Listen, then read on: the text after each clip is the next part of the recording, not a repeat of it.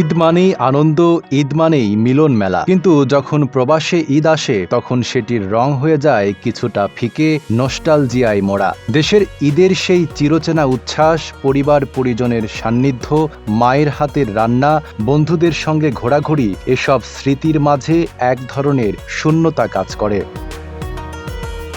প্রবাসীদের জন্য ঈদ মানেই যেন এক মিশ্র অনুভূতির দিন। সকালে ঈদের নামাজ শেষে যখন সবাই পরিবারের সঙ্গে সময় কাটায়, তখন প্রবাসীরা ভিডিও কলে দেশে থাকা প্রিয়জনদের হাসি মুখ দেখে আনন্দ পান, কিন্তু একই সঙ্গে একাকিত্ব অনুভব করেন। বিশেষ করে যখন দেশের বন্ধু বান্ধবদের সঙ্গে ঈদের আনন্দ ভাগাভাগির সুযোগ থাকে না, তখন এই শূন্যতা আরও গভীর হয়ে ওঠে। দেশ জুড়ে তোলপাড় ওয়ালটন ফ্রিজ কিনে আপনিও হয়ে যেতে পারেন মিলেনিয়ার।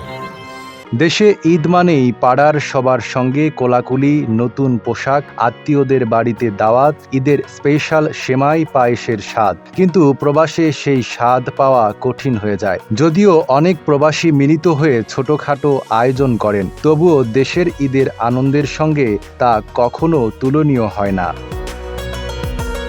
প্রবাসে ঈদ মানে কর্মব্যস্ততার ফাঁকে যতটুকু সম্ভব উৎসবের ছোঁয়া এনে দেওয়া। অনেক দেশে ঈদের ছুটি না থাকায় অনেকে ঈদের দিনেও কাজ করতে বাধ্য হন। তবে যারা ছুটি পান তারা বন্ধুদের নিয়ে একসঙ্গে খাবার আয়োজন করেন, স্থানীয় কমিউনিটির সঙ্গে ঈদ উদযাপন করেন। কিছু দেশে ঈদকে ঘিরে প্রবাসীদের জন্য বিশেষ আয়োজন করা হয়, ঈদের জামাত, মেলা, সাংস্কৃতিক অনুষ্ঠান ইত্যাদি। এসব আয়োজন খানিকটা হলেও সেই শূন্যতা পূরণ করে। নাইম আরাবী, ঢাকা পোস্ট।